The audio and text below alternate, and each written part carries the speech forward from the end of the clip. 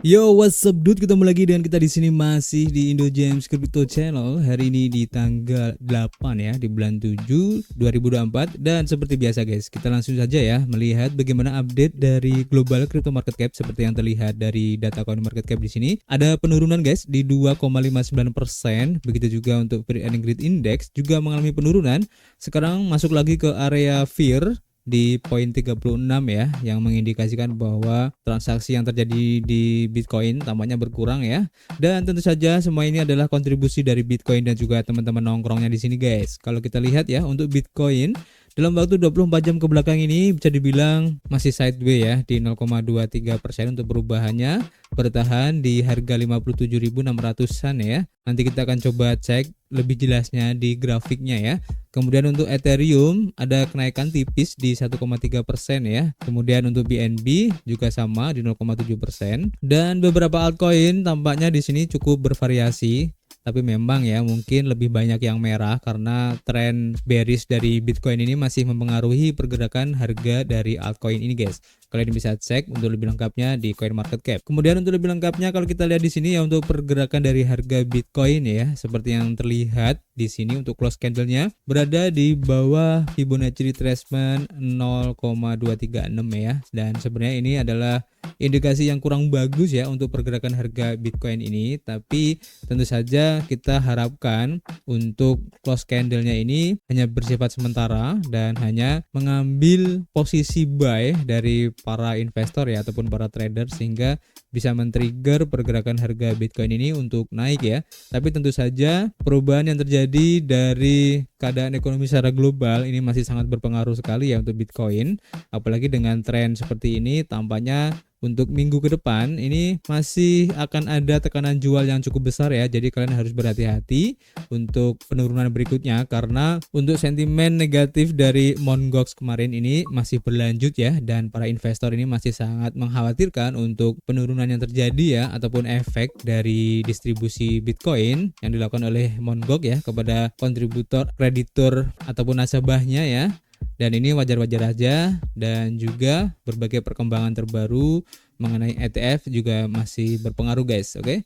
Dan tentu saja kita sudah mengumpulkan beberapa informasi yang cukup menarik di sini guys ya. Yang pertama tentu saja masih berhubungan dengan Bitcoin, seperti yang kita lansir dari Harian Coin Edition, di mana untuk kreditur dari Mt. Gox ini bersiap untuk menguangkan atau istilahnya mencairkan lah ya. Dan tentu saja hal ini membuat pemerintah dari Jerman ini masih meneruskan untuk penjualan Bitcoinnya guys. Nah, ini menjadi sentimen yang negatif ya untuk Bitcoin ini, jadi kalian harus berhati-hati. Nah, di sini untuk indeks ketakutan ataupun keserakahan ya, yaitu Fear and Greed Index di angka 28 pada saat artikel ini ditulis ya, yang mengindikasikan bahwa kondisi ketakutan di pasar setelah penurunan Bitcoin sebesar 12,83% ya selama 7 hari terakhir ini. Dan menurut data dari Coin Market Cap, mata uang kripto teratas ini ya diperdagangkan pada 55.207 dolar pada beberapa hari kemarin, meskipun sekarang sudah ada recovery, dan dengan kapitalisasi pasar sebesar 1.088 triliun dolar ya, dan juga peningkatan volume perdagangan sebesar 22,73% menjadi 25,1 miliar dolar guys, yaitu untuk Bitcoin ini.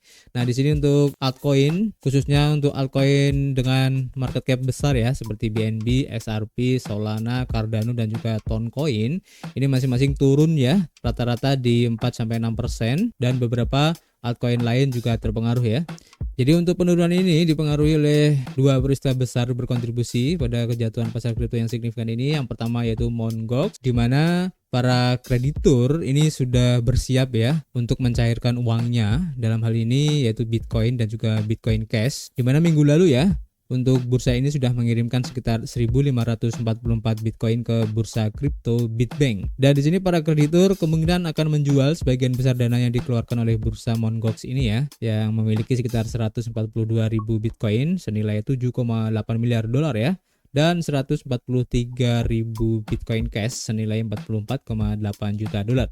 Bahkan sebagian kecil dari aset-aset ini yang dilikuidasi dapat menyebabkan penurunan harga lebih lanjut guys. Nah, selain itu aksi jual Bitcoin juga baru-baru ini dilakukan oleh pemerintah Jerman ya, seperti yang sudah kita informasikan kemarin, yaitu sebanyak 1.915 Bitcoin guys senilai 111,5 juta dolar, yang sempat memicu untuk harapan rebound harga, di mana pemerintah menjual sekitar 700 Bitcoin, menandakan kembalinya ke strategi divestasi sebelumnya guys.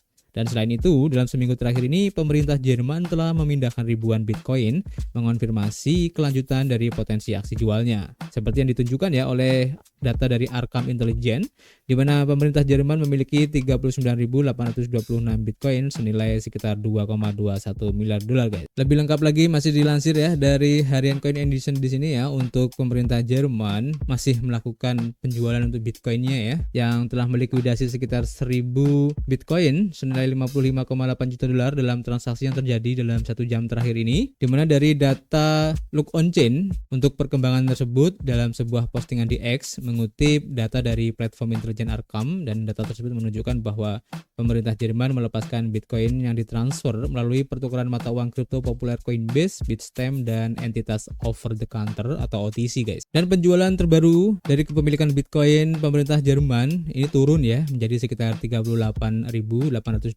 Bitcoin yang saat ini bernilai sekitar 2,17 miliar dolar, dan ini menandai penurunan yang signifikan dari kepemilikan lebih dari 45.000 Bitcoin pada bulan Juni ini, guys. Menanggapi aksi jual dari pemerintah Jerman ini ya, Justin Sun sebagai penasihat bursa di Huobi Global atau HTX Global ya, menyatakan niatnya untuk bernegosiasi dengan pemerintah Jerman untuk meminimalisir dampak penjualan mereka di pasar, dan Justin Sun mengusulkan transaksi di luar pasar agar penjualan Bitcoin tidak memicu volatilitas. Sementara itu, untuk pemerintah Jerman bukanlah satu-satunya entitas yang bertanggung jawab ya atas tekanan bearish di pasar ini, dan bursa Jepang yang bangkrut yaitu Mt. Gox juga ada andil ya di dalam distribusi Bitcoinnya, guys ya. Jadi untuk sementara memang kita harus pantau ya, ada dua entitas yang saat ini lagi dipantau untuk pergerakannya karena sangat berimbas sekali ya terhadap harga Bitcoin ini, dan ini cukup bagus meskipun untuk harga dari Bitcoin hari ini sudah rebound ya.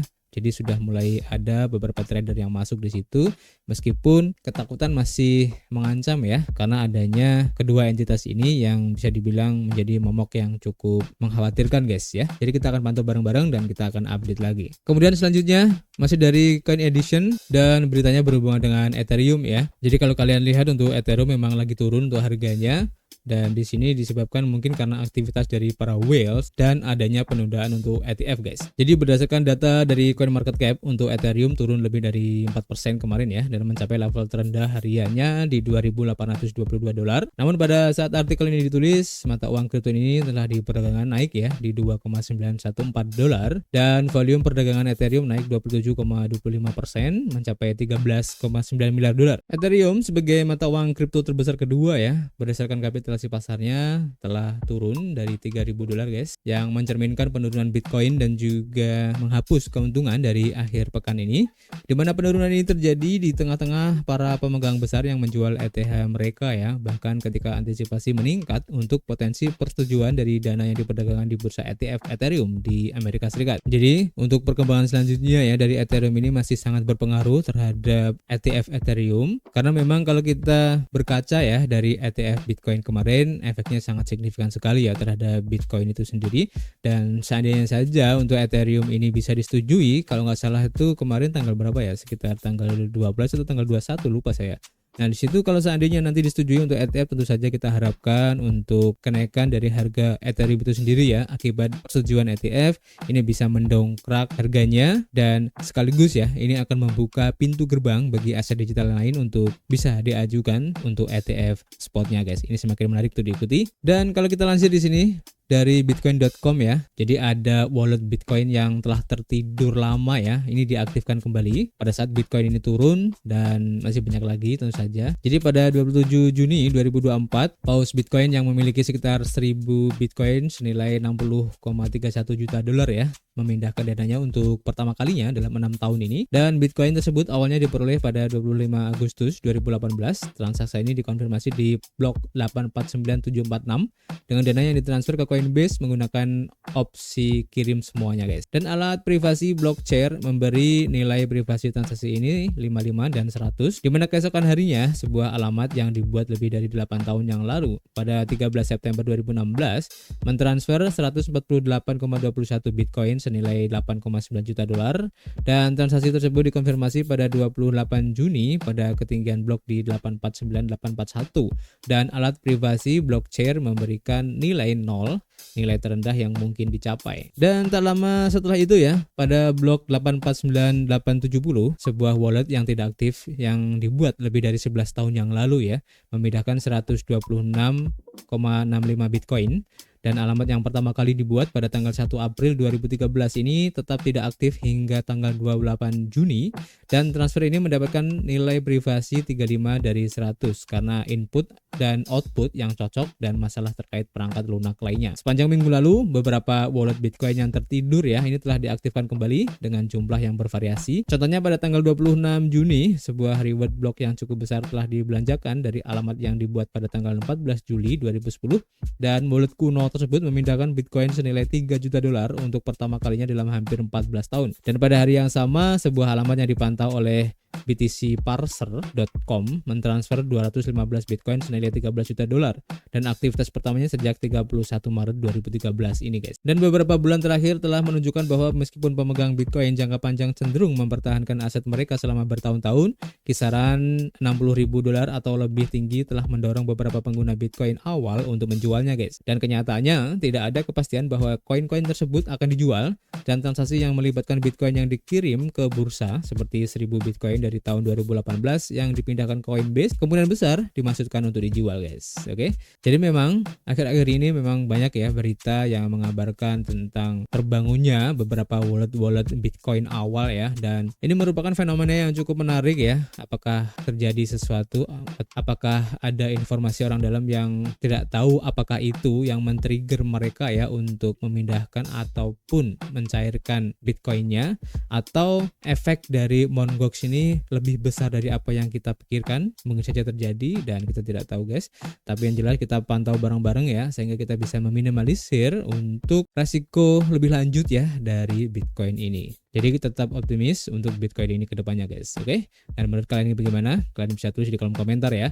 Dan untuk informasi yang terakhir guys, masih ya kita lansir dari bitcoin.com, di mana Presiden Putin tentang dedolarisasi ya yang selama ini kita tahu akan dijuangkan oleh Putin dan juga negara-negara BRICS ya, di mana 80% perdagangan Rusia dan juga RRT ini dalam rubel dan yuan guys. Jadi Presiden Rusia Vladimir Putin berpartisipasi ya dalam pertemuan Dewan Kepala Negara Organisasi Kerjasama Shanghai atau SCO melalui konferensi video pada tanggal 4 Juli, dan acara ini dipimpin oleh Perdana Menteri India Narendra Modi. Dan Putin menekankan pentingnya kerjasama ekonomi dan peran SCO dalam menjaga perdamaian, dan ia menyoroti kemajuan dalam integrasi ekonomi, mencatat peningkatan 37% dalam perdagangan Rusia dengan negara-negara anggota SCO ke rekor 263 miliar dolar ya pada tahun 2022 ini, dan peningkatan lebih lanjut sebesar 35% dari Januari hingga April 2023 menurut terjemahan dari Kremlin ya.